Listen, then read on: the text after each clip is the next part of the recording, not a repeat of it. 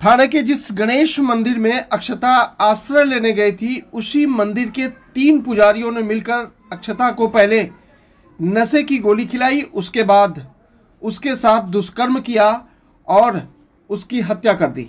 इस पूरे मामले में पुलिस ने तीनों पुजारियों को गिरफ्तार कर लिया है और उसके पास से जो जानकारी मिली है बेहद चौंकाने वाली है।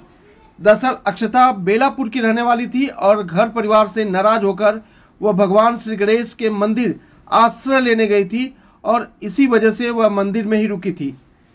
मंदिर के पुजारियों ने अक्षता को पहले खाना खिलाया, उसके बाद चाय में नशे की गोली खिलाकर उसके साथ बारी बारी से दुष्कर्म किया और जब अक्षता को यह जानकारी मिली तो अक्षता ने इसका विरोध किया। उसके बाद तीनों अपराधियों ने मिलकर उस मासूम बच्ची की हत्या कर दी।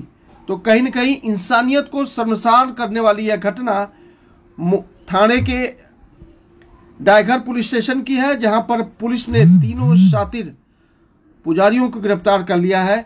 जाहिर तौर पर जिस मंदिर में हम भगवान से आश्रय लेने जाते हैं, उसी मंदिर में तीनों पुजारियों ने मिलकर एक अबला महिला के साथ दुष्कर्म किया। न सिर्फ दुष्कर्म बल्कि उसकी हत्या कर दी। यह मामला तब प्रकाश में आया जब अक्षता का शव जंगलों में पड़ा हुआ मिला और इस पूरे मामले में जांच करते हुए पुलिस ने एक बेहतरीन काम करते हुए तीनों पुजारियों को गिरफ्तार किया है। क्या कुछ कहते हैं इस मामले में, आइए आपको उच्च अधिकारियों से सुनवाते हैं। पोलीस स्टेशन मध्ये एका इस्मानी खबर दिली।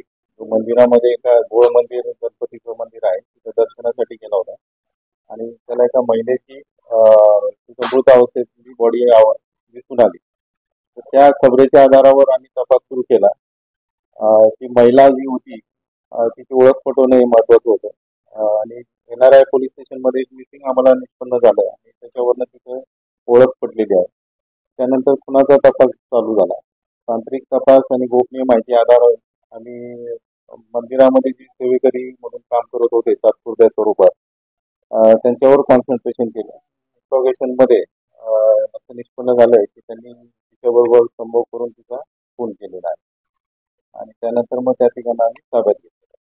तर ही जी कामगिरी केलेली आहे त्याच्यासाठी आमचे पोलीस अधीक्षक पोलीस कमिशनर साहेब डोंगरे साहेब, पोलीस आयुक्त चव्हाण साहेब आणि अपर पोलीस आयुक्त देशमुख साहेब, ACP कोळेकर साहेब आणि संदीपान शिंदे यांनी मार्गदर्शन केलेलं आहे सिनियर आणि तपासात जो मौलिक तपास केलेला आहे तो API अब्दुल मलिक, API काळे आणि PSI शिंदे यांनी केले आहे आणि त्यांना मदत जे आमच्या हवालदार आणि नाईक आहे त्यांनी केलेली आहे। त्याच्यामध्ये वसावे, राठोड, पवार, पाटील, आव्हाड, बोराडे, खाडे, सोनवणे आणि माळी यांनी मदत केली आहे।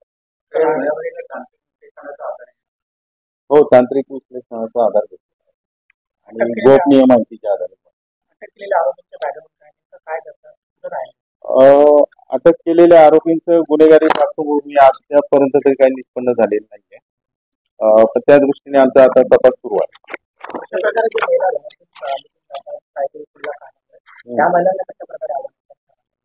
तर आमचं आव्हान असं राहील की घरगुती जर वाद असतील तर घरातील सिनियर लोक असतील किंवा आपले रिलेटिव्ह असतील त्यांच्या मार्फत ते सेटल करावा किंवा किमान जी काही त्यांची समस्या आहे ती पोलिसांनी स्टेशनला येऊन तिने वेळेस दिली असती तर त्यातनं काहीतरी मार्ग निघाला असता। कारण ती दिवसभर त्या मंदिरामध्ये थांबली आणि त्यानंतर ही घटना घडलेली आहे। तर एवढ्या वेळेस एवढ्या अनोळखी लोकांसोबत राहणं योग्य नाही।